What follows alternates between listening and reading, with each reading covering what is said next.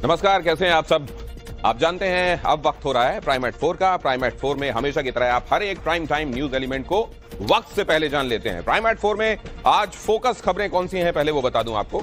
आज की वो खबरें जिन पर खास निगाह रहने वाली हैं। अहमदाबाद में सोती रही पुलिस और हो गया मर्डर। इस वीडियो के पीछे की पूरी कहानी आपके सामने में रखूंगा। साथ ही आपको दिखाऊंगा मध्य प्रदेश के अनूपपुर में भ्रष्टाचार की एक कहानी, जहां पंचायत सदस्यों ने खुद ही तय कर लिया अपना कमीशन। इसके साथ ही आपको दिखाऊंगा बिहार के मुख्यमंत्री नीतीश कुमार का वो वीडियो जिसकी वजह से वो एक बार फिर से चर्चा में आ गए हैं। इस बार क्या किया बताऊंगा। प्राइम एट 4 में आपको ये तमाम खबरें दिखाऊंगा, लेकिन पहले देखिए ये भी कि मीट की दुकान में बैन को लेकर सियासी फसाद कैसे चल रहा है, क्या कहा गया है, क्या ये निवेदन है या लोगों को इंसिस्ट किया जा रहा है, ये भी आपको बताऊंगा। लेकिन पहली बार फिर से चर्चा में है और इस बार बजट सत्र के अंतिम दिन फोटो सेशन के दौरान उनकी अजब हरकत सामने आई।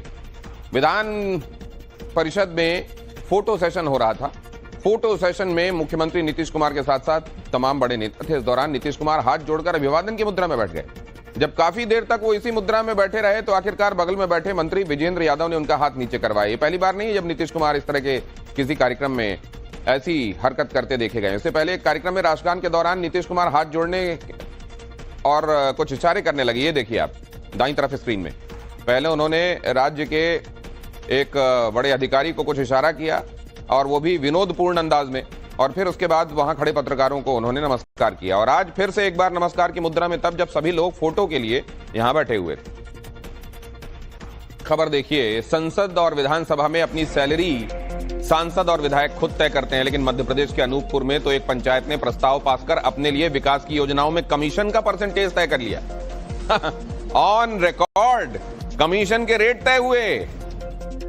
यह मामला अब जबलपुर हाईकोर्ट पहुंच गया है। मामला अनूपपुर के सालार गोंदी ग्राम सभा का है, जहां पिछले साल 23 नवंबर को ग्राम सभा की एक बैठक बुलाई गई और फिर उस बैठक में सरकारी योजनाओं में सरपंच, उप सरपंच और दूसरे सदस्यों के कमीशन के रेट तय किए गए और इसको लेकर एक प्रस्ताव भी पास कर दिया गया। मामला जब सामने आया तो एक आरटीआई कार्यकर्ता ने इससे जुड़े दस्तावेज निकाले और फिर जबलपुर हाईकोर्ट में जनहित याचिका दायर की गई, जिसके बाद अब सभी पक्षों को नोटिस जारी हुआ है। आप जानते हैं पंचायती राज, ये पंचायतों की अवधारणा जिसमें ग्राम पंचायत से लेकर जिला पंचायत तक ये जो 3 टायर सिस्टम बनाया गया था, ये इसलिए किया गया था ताकि ग्रास रूट डेमोक्रेसी को बढ़ावा दिया जा सके। लेकिन यहां तो देखिए करप्शन पहुंच गया है ग्रास रूट तक। सालगोड़ी जो अनूपपुर में स्थित है, वहां के पंचों ने एक फैसला पारित किया है, रेजोल्यूशन। इसमें हमने ये लिखा है कि कोई भी सरकारी काम होगा, उस काम के निर्माण में जो भी लागत या राशि का प्रॉफिट होता है उसका कमीशन रखेंगे। मुद्दे को लेके हमने आरटीआई में डॉक्यूमेंट्स निकाले, पूरा रिकॉर्ड हमारे पास आया, जिसमें ये पाया गया कि इसमें सचिव ने आपत्ति ली और सचिव से जब बिल पास कराने को बोला तो इन्होंने रेजोल्यूशन पास करके सचिव का ट्रांसफर कर दिया। और अब आपको बताता हूं कि किस ग्राम पंचायत में सालार गोंदी ये प्रस्ताव पास हुआ। करप्शन के कमीशन को लेकर रेजोल्यूशन पास करके अपना अपना कमीशन फिक्स किया गया। और कितना कमीशन किसके लिए तय हुआ था, ये मामला अनूपपुर का है, जहां सालार गोंदी ग्राम सभा में यह प्रस्ताव पारित हुआ। ग्राम पंचायत में कमीशन के रेट तय हुए। सरकारी योजनाओं में रिश्वत के रेट तय किए गए। सरकारी योजनाओं में सरपंच का 10% तय कर दिया गया। उप सरपंच के लिए 7% फिक्स कर दिया गया। ग्राम सभा के बाकी सदस्यों के लिए भी 5-5% का हिसाब बना दिया गया। सचिव के विरोध के बावजूद प्रस्ताव पारित हुआ। विरोध करने पर ग्राम सचिव का ट्रांसफर कर दिया गया। हाईकोर्ट का ग्राम सभा अधिकारियों को नोटिस गया है। 6 हफ्ते में जबलपुर हाईकोर्ट ने इस बारे में जवाब मांगा है। नवरात्र में मीट की शॉप बंद करने की मांग के बाद इस पर सियासत शुरू हो गई। आम आदमी पार्टी ने पलटवार करते हुए आरोप लगाया कि बीजेपी सिर्फ राजनीति कर रही है, क्योंकि दिल्ली में बीजेपी पूरी तरह मीट की शॉप बंद करा ही नहीं सकती। संजय सिंह ने कहा कि दिल्ली देश की राजधानी है, जहां दूतावास और 5 स्टार होटल भी हैं। अगर बंद कराना है तो बीजेपी सभी को बंद कराए, सिर्फ छोटे कारोबारियों पर क्यों दबाव डाला जा रहा है। यहाँ तमाम देशों की एम्बेसीज हैं, वहाँ पे मीट बनता है, मुर्गा बनता है, वहाँ मछली बनती है। यहाँ तमाम राज्यों के गेस्ट हाउस है, वहाँ मीट मुर्गा मछली बनती है।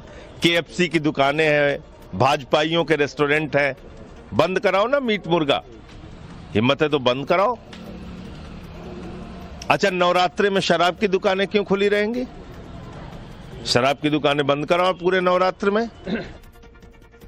और अब आपको दिखाते हैं हमारे सहयोगी पुलकित नागर की ग्राउंड रिपोर्ट और आपको बताते हैं कि आखिर लोग और मीट के छोटे कारोबारी क्या कहते और चाहते हैं।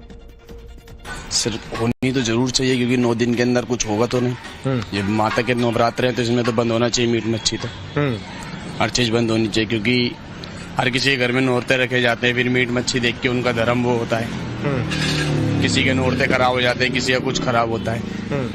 अच्छा, इसका कुछ लोग ये सवाल उठा रहे हैं कि सिर्फ छोटा दुकानदार क्यों, बड़े जो रेस्टोरेंट है दिल्ली के अंदर, शराब की जो दुकान है वो भी सब बंद होनी चाहिए। 5 स्टार जो हैं, जो बड़े ब्रांड हैं, उनका भी बंद होना चाहिए। जी देखा जाए तो सब चीज बंद होनी चाहिए। हाँ। छोटे दुकानदार ऐसा तो है नहीं कि छोटे दुकानदार जिनका बड़ी दुकान है, जिनका बड़े कारोबार चल रहे, होटलों में मीट सप्लाई होता है, वो सब बंद होना चाहिए। हाँ। सब जगह 9 दिन यही होना चाहिए कि वेज ही रहे। हाँ। अगर ये 9 दिन में बंद होने का फैसला होता है तो फिर जो छोटा दुकानदार है उसका खर्चा कैसे चलेगा? तो नहीं, भगवान आपका छोटा कारोबार है? छोटा है बहुत। खर्चा कैसे चलेगा? कैसे कारोबार है मेरा तो खर्चा कैसे चलेगा? करेंगे गुजारा कैसे न कैसे करके। तो विधायक कह रहे हैं बीजेपी के कि नवरात्रों के दौरान ये दुकानें बंद रहनी चाहिए। सर इसमें क्या कहना है, अगर जैसे ऑर्डर होंगे वैसा हम करेंगे। अगर यहाँ के लोग मतलब हमारे जो विधायक हैं। और उधर सपा सांसद रामजी लाल के घर पहुंचे शिवपाल यादव माफ कीजिए। शिवपाल यादव ने कहा संविधान ने सबको बात रखने की छूट दी है, इस तरह की गुंडाई की आवश्यकता नहीं थी और समाजवादी पार्टी दलितों पर हमले को बर्दाश्त करेगी नहीं। यादव जी मौजूद है जो कि समाजवादी पार्टी के वरिष्ठ नेता हैं।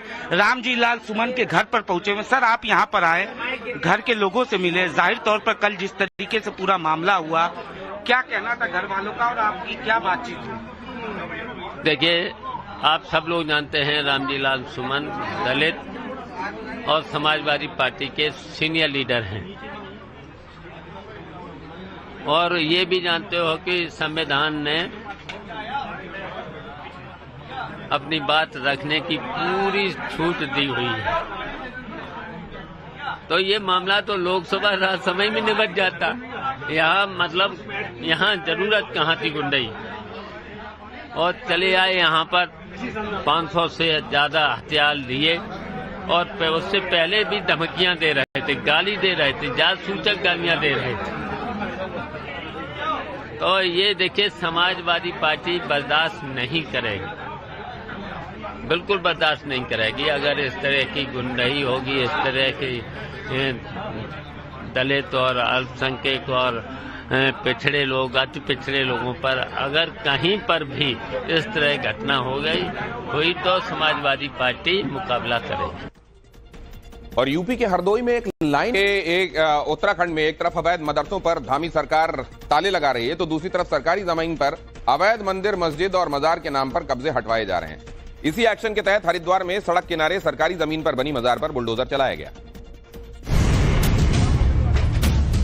हरिद्वार के सुमन नगर क्षेत्र की सिंचाई विभाग की जमीन पर यह मजार अवैध तरीके से बनाई गई थी। इस अवैध मजार के बनाने का मकसद सरकारी जमीन पर कब्जा था और जब कई बार नोटिस के बाद भी इसे हटाया नहीं गया तो मौके पर धामी के 2 बुलडोजर पहुंच गए। इसके बाद दोनों बुलडोजरों का एक्शन शुरू हुआ। पहले मजार की छत को तोड़ा गया और फिर एक एक करके उसकी दीवारों को जमींदोज कर दिया गया। अवैध मजार जैसे ही जमींदोज हुई, दोनों बुलडोजरों ने तुरंत उनका मलबा इकट्ठा किया और पहले से वहां पर मौजूद ट्रैक्टरों की मदद से उसे तुरंत वहां से हटा दिया गया।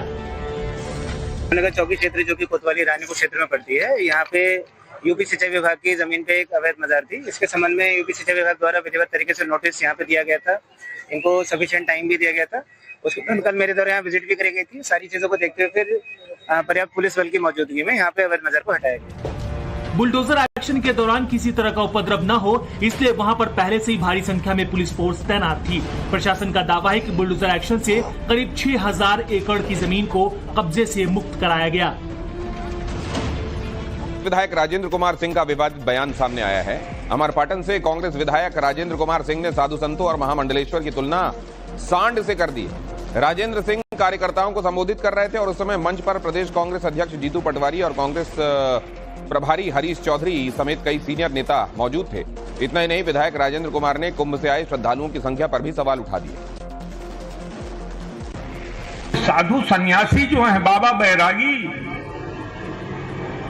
महामंडलेश्वर, इनको छोड़ दिया है जनता के बीच में। जाओ प्रवचन करो, भाजपा का प्रचार करो, हिंदुत्व की बात करो, सनातन धर्म की बात करो।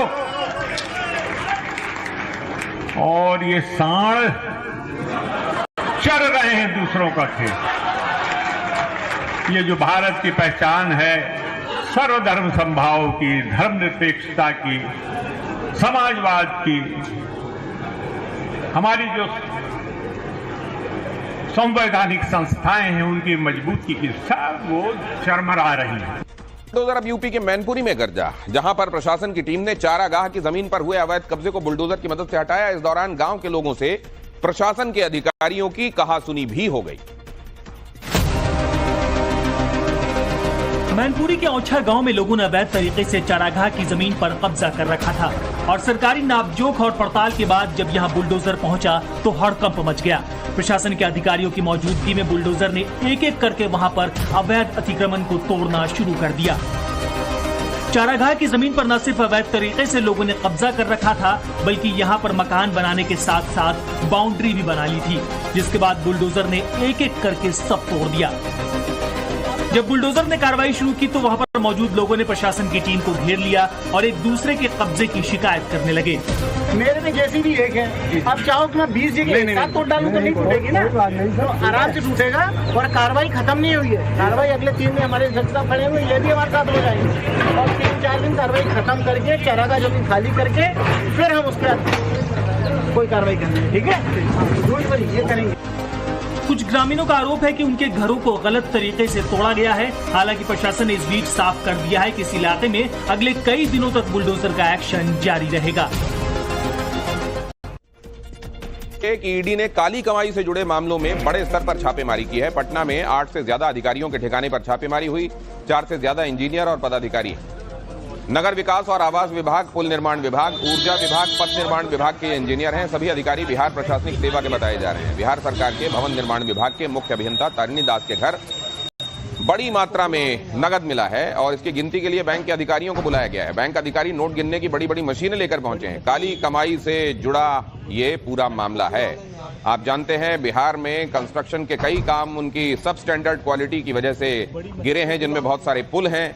पथ निर्माण विभाग में भी भ्रष्टाचार की शिकायत सामने आई थी और अब इन महकमों से जुड़े हुए अभियंताओं के घर पर जब छापे मारे गए तो बड़ी मात्रा में कैश मिला है और कई जगहों पर तो नोट गिनने की मशीन लेकर जाया जा रहा है। बड़ी मशीन है नोट गिनने की, घर को बुला लेंगे आप।